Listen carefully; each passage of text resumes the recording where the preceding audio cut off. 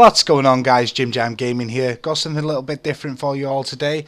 We're going to be going through 3 indie games, just do a little insight, a little review on them, just to see what they're all about, give you a little price on them, stuff like that, and then we'll see if they're worth it or not. So I'm going to start off with a game called This Strange Realm of Mine, or Realm to be short. What the game is like it's a first-person shooter slash mystery slash mental psychotic kind of game. I played through it for a few hours and I thought it was quite good for what it was. So we'll just jump ahead and we'll see what the game looks like. So it has a very basic like character design. You've got like pixelated portraits. You can do the hair, you can do the face, you can do the skin colour, do the apparel. It doesn't really make a difference because you don't really see your guy. So the difference in this game, it starts off by saying the end. So what I could figure out from it is that you actually have died, and you're working out where death has taken you, and what life was all about, what's in the afterlife, what is after you die. And there's a lot of riddles in this game, a lot of writing to say like, this is what happened when you die, this is what we believe what happens when you die.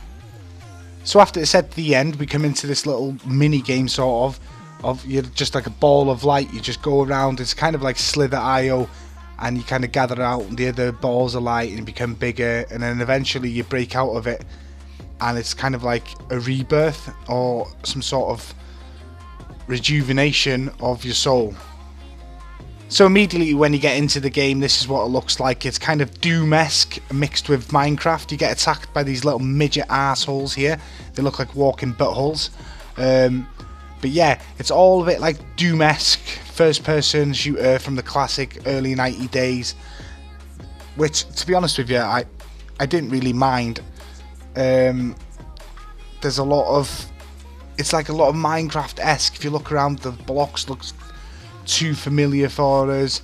You'll see later on in the video that it actually looks like the artwork has been stolen a little bit from Minecraft, but what can you expect from an indie game? This is just the beginning part. You start off with a torch and you've got to do little puzzles. See like this eyeball here. You've got to figure out, right, how do I open the door? This one's pretty basic really. And there's puzzles on the wall. Like you have to get the light source there to match up all the way up to the switch for you to unlock the door. So yeah, the game is scattered around with little puzzles like this. They can get harder, which I'll show you a little bit later on with different puzzles. So quite soon into the game you do get your first weapon, which is a 9mm pistol. You don't get much rounds, kind of 3 clips. If you reload in this game it will take the whole clip, so just be wary of the actual amount of bullets you've got left before you press R to reload. This fog here is like a fart gas. You walk through it and it's a new loading zone. It'll take you into a new area. You might progress. Early on in the game there's plenty of ammo, plenty of health boxes, but that does kind of lessen out throughout the game. As you can see here again, we've got another puzzle that's on the wall. You have to link up the pictures to actually create the picture to unlock the wall. It's not quite troubling in the beginning, but it is kind of hard to see what the picture would make out. But after a few fiddling, I actually did get to the answer on this particular puzzle. So as you can see, I finished the puzzle now, and it kind of looks like a little wet paint of a house, but that's how it works, and you can progress into the next area.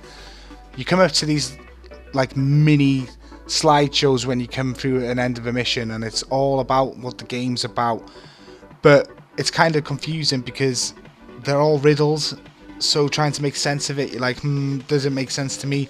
Probably not.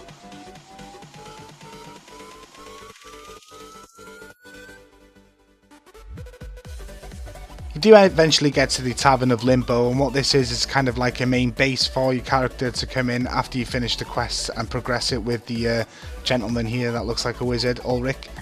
It kind of progresses the storyline, but you're still confused because it's all riddles again. But if you have some time and thought and read through the process properly, you will begin to understand what the game's about. General thing about the game is that you're learning about the afterlife, why you died, what is there afterwards, which is quite interesting really. So in Realm you come up to little NPCs like this. You have to initiate conversation with them before you can do anything. But sometimes they're blocking entrances. You've got to go and do a side quest before you can actually progress through the map. In this case we have to go to the sewers because the dog can't sleep or can't live without his teddy bear. That's why he's crying. He looks a bit stoned to me, but yeah. So you have to go into the sewers, go and get the teddy bear, and come back. But this is the kind of similarity throughout the game. There's always someone that needs a bit of help, which is why the game gets prolonged. So all in all, the game mechanics are pretty good. It is Doom-esque. Obviously the characters are 2D that you're fighting against, but like again, I'll stress it's an indie game. It's been developed by maybe one man or a few. But I found it quite interesting. I found it quite entertaining. I enjoyed reading through some of the riddles, but yes, they do kind of give you a headache towards the end.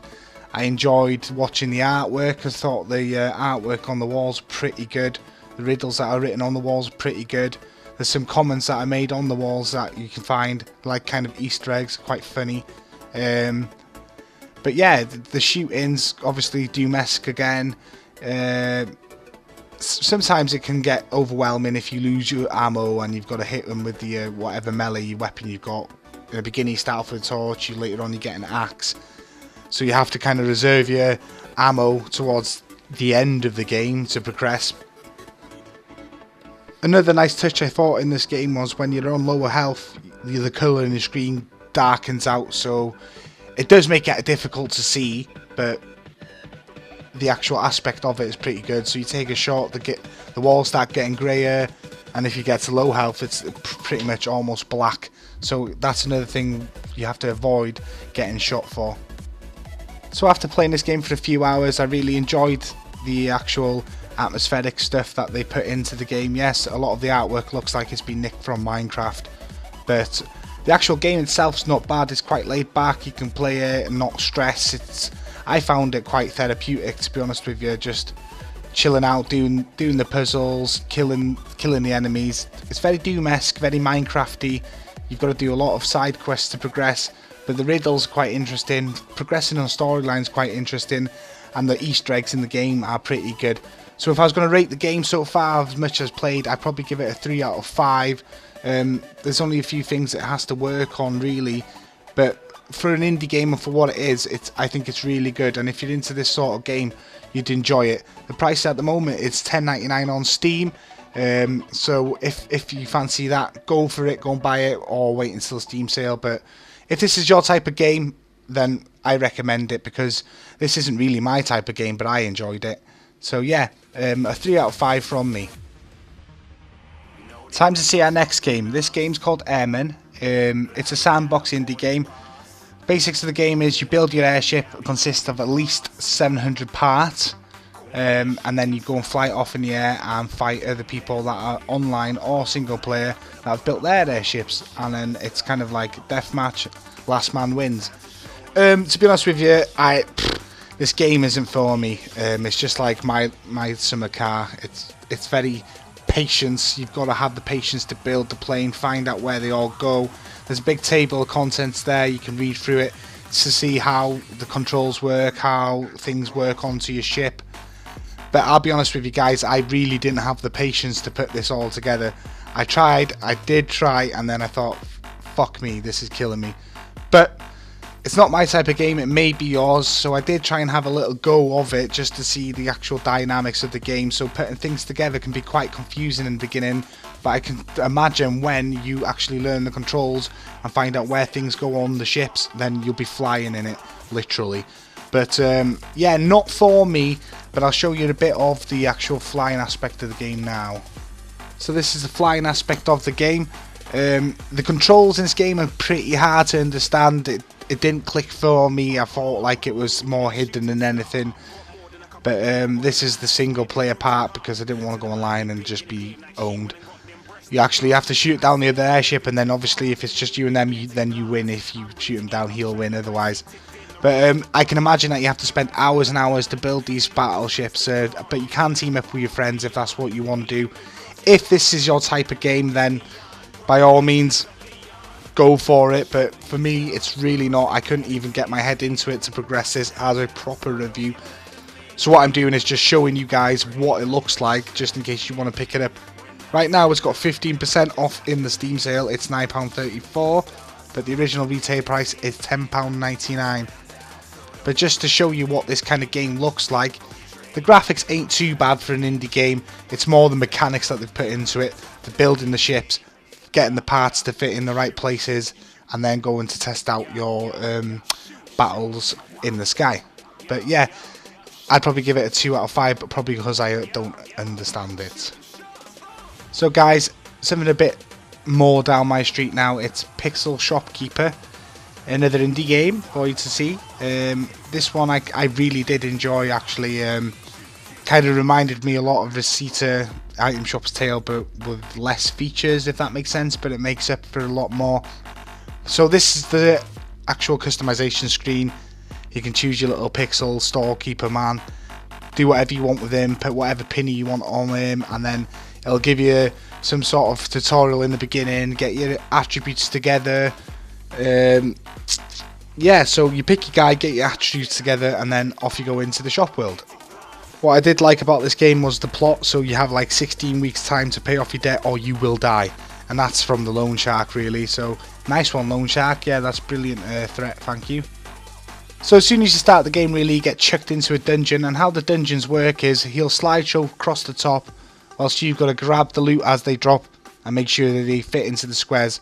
You can rotate these items by left clicking or right clicking, and you'll have to fit in the gaps to see how much you can get before the dungeon finishes. Obviously, the equipment that you wear and the consumables that you take into latter dungeons actually affect how well you'll do in the dungeon and if you'll make it to the end. Obviously, you only get the items if you do make it to the end, so it does get pretty tough because you have to buff up your character and stuff like that. But now, this is what you get at the end. You get to pick a chest, and that's additional loot, and that's the only way that you can source, really, your item shop. So the first thing you have to do, really, is kit up your shop. You buy your little fixtures, and all fixtures will mean different things. So you start off regular tables, it doesn't really matter what you put on. Later on in the game, you can buy some armor tables, which will help promote the armor sold on it. It'll up it by percentage. So if you sell armor off the table, it'll be like +2 economy deal on top of that. Or if you sell a general item off an items table, you'll get more money in percentage for doing that. So that's what the tables are all about. They've got a better chance of selling weapons on a weapons table, etc, etc. Once you've kitted out your shop and you've put items onto the tables how you see fit, the actual day will go ahead and you'll be able to have the opportunity to sell. What will happen there is customers will come by your shop, they'll be like, oh yeah, I fancy that, and then they'll come in and buy it. You'll get rewarded for selling a certain amount of items, so you'll hit your milestones 5 and 10, you'll get coins for that. The little tumbleweeds and the birds that you can see flying past, if you click them you can pick up an extra couple of gold, but sometimes the birds can take it off you, so you can be careful. There's an option to call customers into your shop if you're struggling to bring anybody in, but that'll cost you golds again. Then there's a level up system, so what this is for your dungeons, but this will cost gold as well, so you've got to be careful because you're going to have to pay installments at the end of every week. It starts off quite low with 50 gold, but once you get into week 10 and 20 it goes into the thousands. So yeah, you've got to be really careful that you're sourcing your money properly, otherwise you can end up finishing the game early. So again, with the dungeons, once you beat the starter dungeon you'll unlock a different terrain. This is the desert one, you get mountain ones, you get the riverside ones. As you go through them you'll unlock like different types of people to come to your shop, like archers and blacksmiths and warriors, and they'll look for items in particular like a sword or an arrow. So yeah, it's good to progress through the dungeons. You'll get the loot and you'll also get people visiting your store.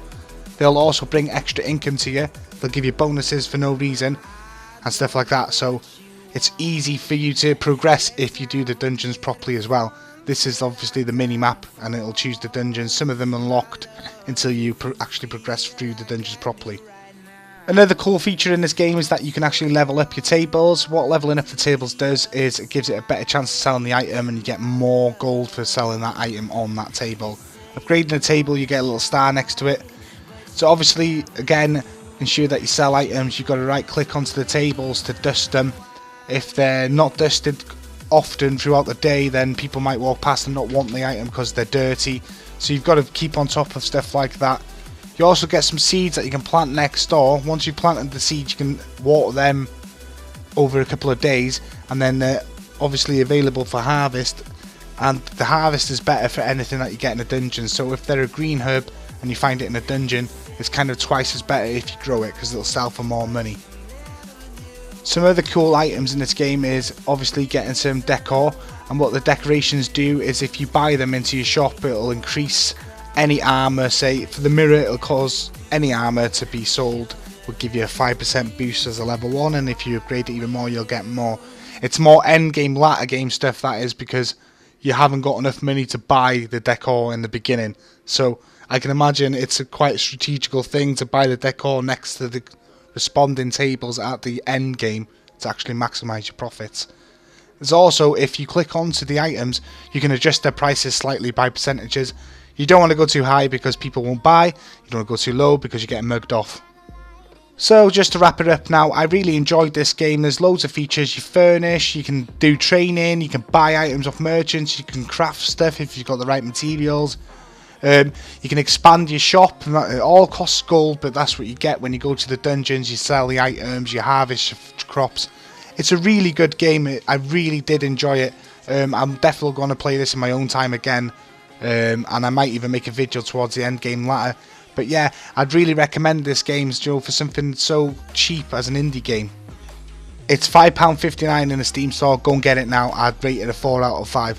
Thanks for watching. If you liked, can you please comment, like and subscribe.